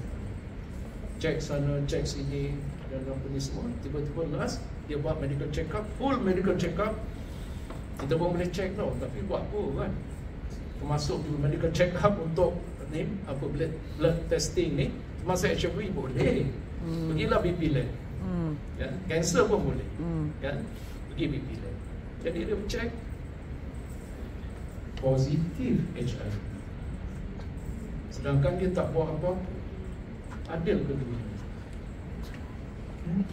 Jadi tengok ni. Untuk kita ujian tak kena pada ni. Okey, jadi saya nak sebutkan sebelumnya dia okey. Dengan semangat, motivasi yang tinggi, tiba-tiba insiden berlaku, doktor sahkan you HIV positif. Terus berubah 180 degree dia punya life. Jadi takkan kita ni rasa ada skill dan sebagainya, cuba untuk membantu, cuba bantu untuk pulihkan sekurang-kurangnya. Memang dia tak boleh 100% pulih kepada keadaan asal, tetapi sekurang-kurangnya dia boleh menjalani kehidupan lebih baik daripada keadaan krisis. Itulah pentingnya kenapa perlu intervensi krisis. Dia memang tak dapat balik semula 100% kepada kehidupan sebelum peristiwa krisis, terutamanya yang mengalami sexual assault. roboh dan sebagainya. Tak boleh. Tetapi sekurang-kurangnya dia boleh kembali menjalani kehidupan biasa secara normal, walaupun sesekali berlakulah isu-isu yang menyebabkan dia rasa terganggu emosinya. Kita panggil tadi sebagai re-traumatization. Menyebabkan apa? Fikiran, perasaan derian tadi kan kita dah bincang tadi. Itu sebenarnya sudah cukup. Memang kita tak boleh nak membandingkan secara total 100%, ya. Baik, jadi peristiwa timbul interpretasi kognitif dia klien itu terhadap peristiwa, dan peristiwa krisis menyebabkan coping ability itu terjejas. Ini 5 yang telah pun dibincangkan oleh apa ni Kepler, ya. Baik, ini boleh kita dapat juga. Baik, jadi apa? So, ini kita nak kena lihat juga. Krisis ni dia ada proses perkembangan. Kan? Dia ada proses perkembangan. So, ada individu berlaku peristiwa traumatik, selepas itu tiba-tiba dia berlaku krisis. Yang ini adalah proses perkembangan seperti mana yang dicadangkan oleh Herman 1997, iaitu individu sejurus berlaku event, krisis event. Maksudnya kalau dalam konteks ini adalah sexual assault ataupun sexual harassment. Sejurus berlaku acute stress ataupun fasa ataupun acute phase. Fasa akut, fasa kuat. Ya, baik, apa keadaannya? Apa keadaan fasa kuat ini? Ini adalah ciri-ciri krisis lah, kan?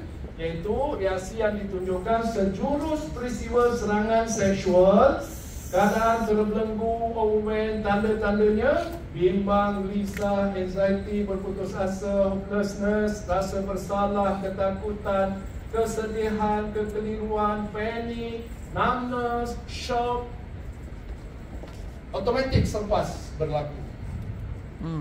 Dan secara perlahan-lahan dia akan pergi kepada kembali normal, iaitu fasa outward adjustment phase. Penyesuaian keluar. Berlaku proses adjustment. So, waktu bila intervensi krisis perlu dijalankan?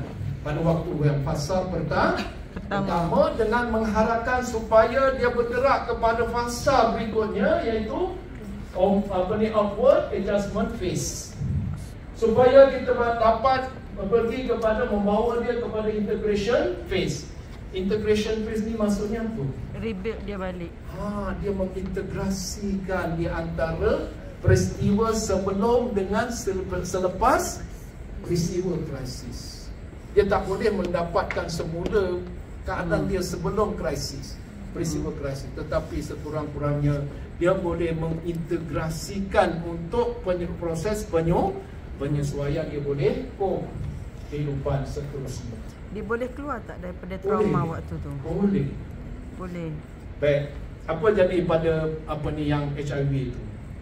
Kini dia bukan saja berjaya dalam karier dia, tetapi dia menjadi sukarelawan kepada rakan-rakan yang menghadapi HIV, terbelenggu dengan HIV. Masya Allah, dia boleh bawa kawan-kawan. Boleh. Berapa lama dia yang bukan waktu yang sekejap. Tak. So, dia mengalami fasa tu rasanya dalam 2 tahun lebih. So adakah dalam masa 2 tahun itu dia memerlukan bimbingan, counselling? Yes. Sebab dalam masa tempoh 2 tahun dia akan berhadapan dengan kehidupan. Satu masa sebagai contoh, ya. Pukul 11 malam. Saya pukul 11 malam ya, kadang-kadang saya akan layan klien. Layan siapa-siapa. Saya takkan off tadi pun. Jadi pukul 11 malam kan dia hantar titik. Prof, boleh saya call? Okey, silakan. Dia call saya. Call. Dia dah okey dah, boleh. Dia call. Dia menangis dalam keadaan yang sedih. Saya pun tahu nak cakap. Apa sebabnya? Jadi bila saya tanya, mungkin ada sesuatu yang baru saja berlaku. Ya, saya tadi lepak-lepak dan kawan saya nak kahwin. Apa kaitannya emosi sedih dia dengan kawan nak kahwin? Jadi peristiwa kahwin kawan itu dia re-traumatization dengan peristiwa 2 tahun dia sebab kerana tunang dia terpaksa break dengan tunang dia. Sebab dia HIV positif. Dia tak beritahu tunang pun, dia sendiri yang break. Jadi tengok tu, ada berapa detik tau, ada berapa insiden yang di call balik dan kita buat ketika itu adalah memberi sokongan untuk intervene dia punya krisis. Trauma is trauma, dia akan balik sebenarnya. Re-traumatization tetap akan berlaku sampailah sekarang ni rasanya dah lama sangat dia tak hubungi saya. Itu within 2 years. Kalau dalam keadaan macam tu, macam mana Prof bantu dia? Dia kan dia ada trigger dia. Ya. Dan macam mana Kadang-kadang waktu dia call kita tu kan? kemarin mendengar dan melayan tu, kita dan kemudian dalam masa yang sama kita konfront sikit, kita dispute. Saya guna kat RBT tau. Jadi saya dispute sikit dan sebagainya. Okeylah bro. Okey, lega dah. Kadang-kadang dia nak sharing saja. Okey. Kan? Dia dah okeylah bro. Dah malam ni. Sorry ya, saya pun nak tidur. Tak bolehlah kita kata respon celaka pada orang ni kan. Ganggu aku malam-malam ni. Jangan. Tak, InsyaAllah ya. Satu saja. Bila kita memudahkan urusan orang lain, InsyaAllah Allah akan memudahkan urusan kita. Percayalah. Kan? Baik. Sampailah ayat ni. Boleh tu ya? Boleh. Dia akan baik, once dia trust pada kita, pada HIV positif ni, senang-senang ke orang nak cakap? Saya katalah saya menjadi mangsa rogol. Tak ada. Saya buat contoh je. Saya tak boleh lah bagi dia jadi mangsa rogol. Jangan senang-senang saya nak cerita pada orang lain. Senang-senang je. Melibatkan maruah diri dan sebagainya. Dan bila dia trust, apa jadi? Cipta semua. So kita bagi social support. Jadi salah satu daripada kejayaan dalam treatment kepada individu dalam mental health adalah social support from friend and family.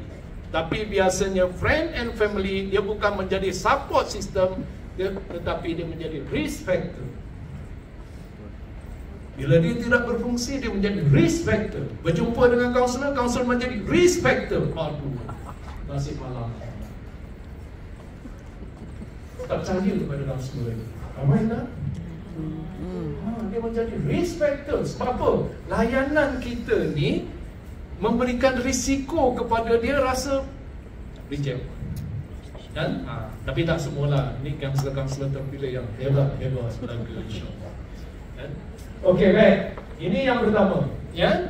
Namun demikian, berdasarkan kepada kajian Febro and Gordon, reaksi krisis itu tidak datang secara sejurus berlakunya krisis event. Yang ini sangat special. Ramai pun mengalami krisis yang mengikut fasa berdasarkan kepada Febro and Gordon. Contohnya kan, baru kena tadi sexual assault. Baru kena. Dia it's okay. Dia rasa okay, dia pergi sendiri, pergi ke ke hospital membuat medical check up, dia sendiri pergi, okay. Dengan fasa ini adalah fasa heroik. Heroik bermakna daripada kata dasar hero. Hero, hebat dia. Hero, kan? Jadi dia kendalikan semua. Kan? Kemudian lepas tu dalam seminggu 2, alhamdulillah saya dah buat laporan, dah okey. Tapi bila masuk minggu-minggu yang ketiga hingga minggu yang keempat, dia barulah dia realize ada sesuatu yang besar maknanya dalam kehidupan dia telah hilang. So Bermulalah fasa krisis pada fasa yang ketiga. Barulah timbul simptom-simptom krisis. Dan ini banyak berlaku pada episod kematian. Kehilangan disebabkan kematian. So dalam 5 adik-beradik contohnya kan, tapi berlaku juga dalam sexual harassment. Dalam 5 adik-beradik kan, 1 yang bersikap ni, yang lain semua dah terkulai dah semua. Sejurus dia tahu bapa dia meninggal. Contoh kan, semua reaksi krisis itu pada yang tadi. Tapi tinggal dia. Oh, dialah yang menguruskan jenazah, mengkafankan jenazah, dia yang mengimamkan sembahyang, dia yang baca talqin. Sebab ada kes seorang guru wanita, kan, anaknya ada 2 je. Seorang anak perempuan berkahwin, aksiden, meninggal anaknya, tapi cucunya koma dengan menantu, koma di hospital. Suami dia kolaps. Dia masa pertama tadi itu. Yang dia yang menguruskan semua, menguruskan kematian, menguruskan yang di ICU dan sebagainya. Dia hebat. So, heroik. Kemudian lepas tu pada bulan-bulan seterusnya, minggu-minggu berikutnya, kawan-kawan tanya macam mana. Alhamdulillah, semuanya diurus. Waktu tu Allah ramainya, sahabat handai datang, Masya Allah. Alhamdulillah, Allah mudahkan. Yang ini adalah fasa kedua, honeymoon phase. Dia rasa bahagia, rasa damai, semuanya dah dikendalikan dengan baik. Namun datang fasa ketiga, minggu ketiga, minggu keempat, baru datang krisis. Ni bila dia tengok masuk bilik, nampak baju anak dia, bau perfume, tengok baby di ICU, baru datang. Iaitu fasa yang ketiga, fasa disillusionment phase ini. So, inilah proses. Crisis intervention perlu kita jalankan. Okey, baik. Jadi untuk dia pergi kepada fasa keempat, dengan harapan dia akan pergi kepada fasa keempat, iaitu fasa pemulihan. Dia tidak akan pergi kepada fasa yang lebih teruk. Itu harapan kita. Banyak peristiwa. Dan untuk maklumat tuan-tuan kan, dia okey. Apa jadi pada guru cikgu ni? Dia akhirnya dia cuba juga dibantu, tetapi akhirnya dia mengalami, dia berhadapan dengan depression yang sangat teruk. Akhirnya dia cuti, kemudian diikuti dengan bersara awal. Dan kini saya dah lama lost contact. Sekarang ni dia menghadapi kanser apa ni? Dada, kan? Breast cancer. So saya nak tunjukkan di sini bahawa individu yang mengalami depression ataupun PTSD ini, dia akan menjadikan sistem imun dia menjadi bertambah lemah kepada penyakit-penyakit fizikal. Kan? Okey. Baik. Jadi itu kita kena bantu. Jadi namun demikian, untuk yang jenis krisis yang ini, kadang-kadang kita terlepas pandang. Saudara mara kita pun kadang-kadang kita nampak, oh, dia memanglah wanita yang berhati, kuat, cekal, hebat. Begitu kan interpretation kita. Tetapi apa yang sebenarnya berlaku belum tentu. Kan? Okey. Baik. Jadi ini untuk maklumat kita. Ya, sebelum kita pergi kepada menjalankan intervensi krisis untuk besok ni. Right? So sebenarnya krisis ini adalah untuk membendung trauma. So bila berlaku trauma, nak tak nak kita kena jalankan prosedur yang lain, iaitu kita gunakan counselling trauma. Kalau sudah sampai PTSD, nak tak nak kena refer kepada psikiatris supaya psikiatris prescribe ubat, dan ubat itu membantu untuk menenangkan simptom, bukan proses pemulihannya, untuk mengurangkan simptom. Itu sebenarnya dalam kaunseling kesihatan mental, salah satu skill yang perlu kita ada iaitu apa ni, farmakologi.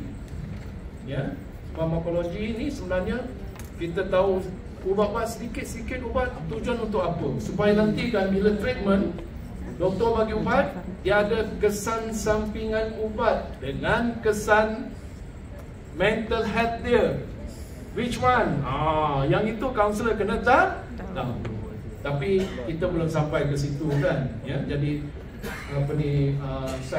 psikofarmakologi ni belum lagi rasanya kita, kalau berminat boleh insya-Allah sampai kepada peringkat psikofarmakologi itu, dan sebenarnya kita boleh panggil psikiatris dan sebagainya untuk berbicara tentang simptom-simptom ubat dan simptom-simptom penyakit mental. Sudah cukup rasanya, ya, ataupun melalui bacaan kita. Okey, baik. Jadi trauma. So trauma saya tak nak berbahas panjang sebab dia menjadi garis padan di antara stres dengan trauma. So inilah 3 hari ini di antara stres. Kalau you stres, ya pi lah situ kan. Dia stres yang happy, baik. Yang baik, yang positif. Tetapi yang distres sampai kepada sepadannya trauma, iaitu tempoh traumatic stress ataupun kita panggil sebagai krisis ini. Apa yang perlu kita lakukan khususnya dalam gangguan seksual. So ini walau bagaimanapun saya ada bekalkan kepada tuan-tuan, ya. Ini ada antara post traumatic stress reaction. Individu sentiasa berjaga-jaga, sentiasa tidak selamat, itu yang menyebabkan avoid thinking of the trauma, avoid talking of the trauma, mengelakkan daripada bercakap ataupun memikirkan tentang peristiwa traumatik. Kerana dia dalam keadaan yang rasa tidak selamat, rasa terancam, kan? Kehilangan interest, rasa guilty, shame.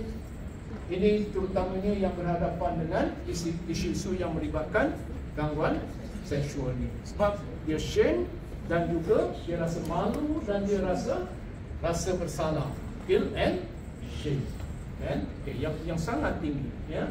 Baik. Bad dream, sleeping difficulty, ataupun mengalami gangguan makan. Kan, gangguan makan ni sama ada terlebih makan ataupun tak lalu makan. Ada orang terlalu stres, banyak makan. Ada orang terlalu stres, kurang makan. Begitu juga dengan gangguan tidur. Ada orang stres, tak boleh tidur. Ada orang mengalami stres, tidur saja. Jadi yang itu kita definisikan sebagai gangguan tidur. So gangguan tidur ni adalah tanda-tanda reaction.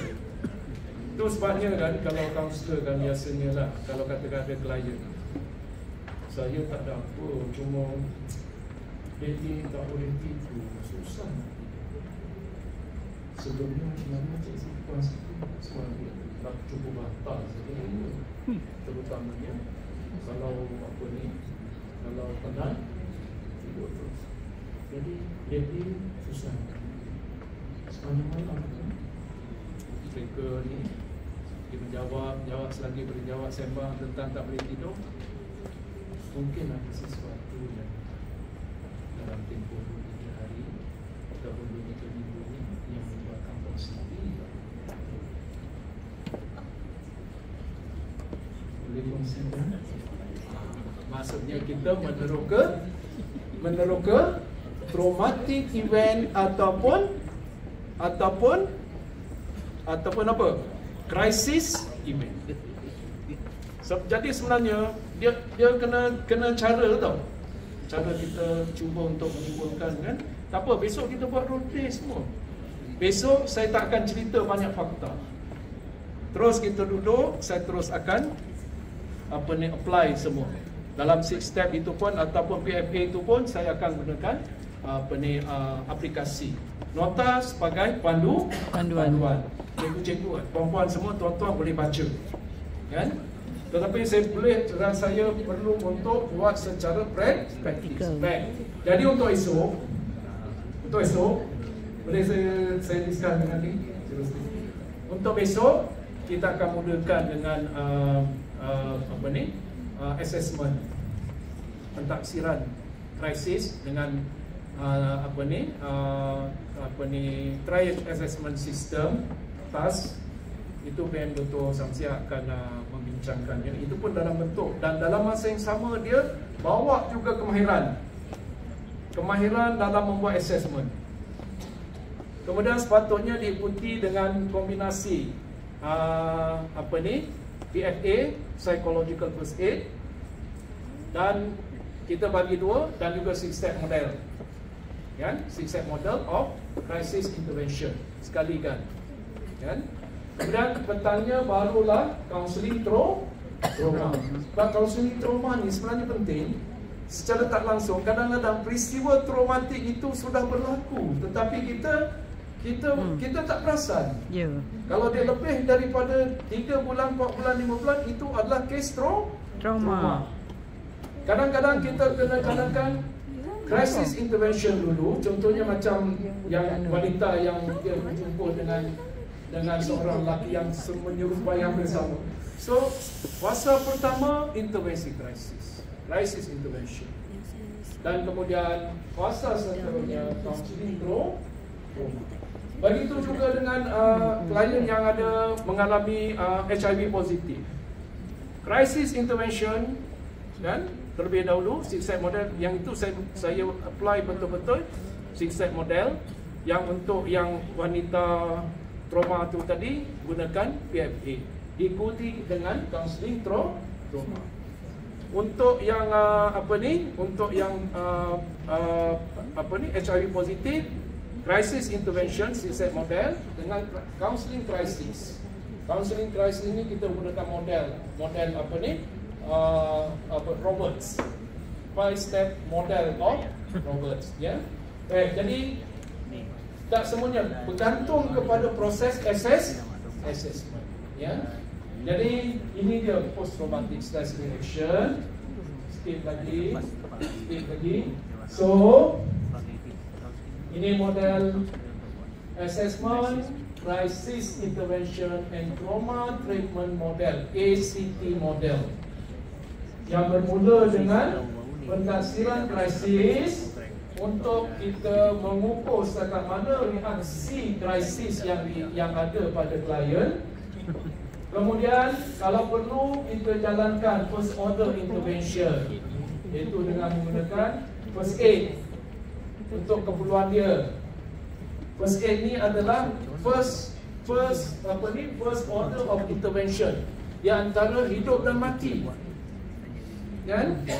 Yang itu adalah first order. Second order termasuklah psychological first aid, PFA, diikuti dengan CISM, diikuti dengan 6-step model, 7 step of crisis intervention by Robert, dan kemudian kalau perlu kita follow pula dengan follow up dengan crisis ataupun trauma counselling. Ini model ni memang di mana tuan-tuan ya. Kita sebenarnya dulu kami ada masa saya di UC, kita ada saya, Prasib, dan Dr. Samsia, Dr. Fafif, Dr. Emilia. Ingat lagi tak? Siapa-siapa yang telah pun mengikuti program yang kan kita ada buat di KL kan? Jadi semuanya itu bermula daripada research. Dan research, maka kita gali dan kemudian tercipta satu modul, dan kemudian kita validate. Cik Roslio validate modul. Jadi validate modul, dan kesan juga kepercayaan, dan itu sebenarnya baru kita kongsikan, ya. Okey, baik. Jadi ya, tapi bila saya dah bersara ni, dah terlantar di Kuala Kangsar. Oh, sana 4 tahun dah di sana, kan? Okey, jadi menyambung tugas.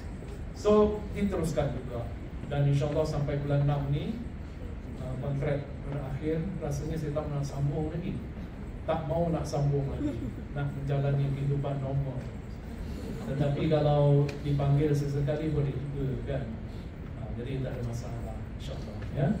Tapi cuma tak mau nak ada komitmen, nak bincang dengan Cik Rufli, nak buka konsultan sekali ya. Tak ada. Jangan pula ada. Daripada darjah 1 tadika masuk sekolah menengah, masuk universiti, keluar universiti dah bekerja, ada respon utama. Wah.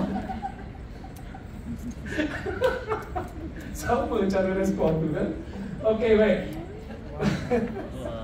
So ini berbagai-bagai cara untuk kita buat assessment. Salah satunya adalah DAS. Kan? Semua cikgu-cikgu mahir kan dengan DAS kan? Okey, baik. So jadi individu yang mengalami krisis, kita perlu menjalani intervensi krisis. Yang ini cikgu-cikgu boleh, tuan-tuan dan puan-puan boleh baca kan, prinsip-prinsipnya, kemudian strategi, kemudian ini model, banyak model. Tetapi untuk 2 hari, 3 hari ini kita akan cuba kongsikan PFA. Kita akan kongsikan 6-step model. Dan kita akan kongsikan counseling trauma, KSCBT. Trauma Focus Cognitive Behavior Therapy. Yang lain ini tak mampu. Buat masa kan? Kalau satu semasa boleh, settle. Terutamanya loss and grief counseling. Loss and grief counseling. Ia sebenarnya satu yang special untuk ibu yang mengalami kehilangan dan kehibaan. Kehibaan. Kan? So dia pendekatannya dia lebih more humanistic. Dia tak boleh gunakan pendekatan yang agresif seperti RBT, CBT dan sebagainya. Ya, okay. Jadi dia lebih kepada humanistik. Bila humanistik, sudah tentu dia menghampiri kepada Rogerian. Jadi dia special. Baik, jadi yang lain tak mampu nak kita ni. Jadi 3 perkara ni saja yang akan kita isi dalam video ni. Pukul 10 setengah. Time dah, masa dah time. Dan masa dah time, mungkin ada beberapa soalan untuk dijawab. Kalau tidak, tak apalah, kita akan jumpa esok. Jadi untuk esok ni counseling trauma tu kita akan bawa untuk 11 hingga 21. Sebab setelah petang yang Dr. Samsial dia ada pasal online. Tak boleh nak ya. Jadi sepatutnya assessment, PFA, crisis intervention diikuti dengan counseling trauma dan malam petang. Malam kita jadikan petang. Atau kita nak buat malam macam ni. Petang ya. Ini bergantung pada urus dia. Saya sebagai pelaksana. So kalau bertukar waktu petang, kita ada berapa orang? Ada berapa orang? Berapa orang peserta? 7. 47 kalau kita jadikan kepada 6 kumpulan, boleh 6 kumpulan, 8, 7 hingga 8 orang satu kumpulan. Nanti setiap kumpulan pertama dia akan membuat assessment dan juga PFA. Kumpulan kedua, 2 kumpulan lagi dia akan membuat assessment dan juga 6-step model. Kumpulan yang ketiga dia akan buat assessment dan juga membuat counseling trauma pada sebelah petang. Terus aplikasi. Dan kita akan bagi masa nanti. Setiap kumpulan dia akan create isu. Saya percaya tuan-tuan memanglah kaya syarat dengan isu krisis dan juga trauma. Betul kan? So create setiap kumpulan isu krisis tertentu. Kemudian buat role play untuk membuat assessment yang akan dikongsikan. Buat role play untuk buat PFA, buat role play untuk membuat 6-step model. Terus bermakna hands on. Kalau yang tak betul kita boleh betulkan, kita boleh discuss kenapa dia ni kurang betul, kan? Jadi itu lebih sesuai. Kita tak main konsep-konsep lagi dah. Okey ya. Jadi konsep kita bagi lebih kurang ala kadar, dan lepas tu masa perkongsian pun saya lebih kepada hands on. Ya. Boleh tak begitu? Boleh ya. Sebab itu saja yang terbaik berbanding sistem model adalah bla bla bla. Pertama, bla bla bla bla bla. Kedua, bla bla bla bla bla. Habis 2 jam. Dan yang terakhir yang stage yang ke-6 adalah bla bla bla bla. Dan rumusannya crisis intervention ada 6 stage, iaitu 1, 2, 3, 4, 5, 6. Sekian, terima kasih. Tepuk tangan, selesai. Yang itu dari segi konsepnya tahu kan? Tapi dari segi pelaksanaan, jadi kita terus hands on. Sebab konsepnya kita boleh baca. Saya bagi nota yang kemas, nota yang yang komplit dalam bentuk PowerPoint. Tuan-tuan boleh ajar nanti balik ke daerah, boleh buat program dengan kaunselor di daerah dan sebagainya. Masya Allah, sebarkanlah ya, sebarkan ya. Jadi itu saja harapan daripada saya. Ada soalan? Dalam keadaan yang distress, stres, ataupun krisis, ataupun trauma. Okey, jadi kalau tak ada, saya akhiri. Saya minta maaf banyak-banyak kan. Jadi ini sekadar perkongsian kan. Banyak kelemahan yang mungkin ada sebab dia dah masuk aging kan, aging ni berbagai-bagai. Salah satunya adalah lupa. Kan lupa. Jadi banyak perkara yang mungkin saya lupa, yang saya tak terlepas pandang untuk saya kongsikan di sini. Tetapi kalau saya ingat, saya akan ya. Jadi saya akhiri dengan wabillahi taufiq wal hidayah. Assalamualaikum warahmatullahi wabarakatuh.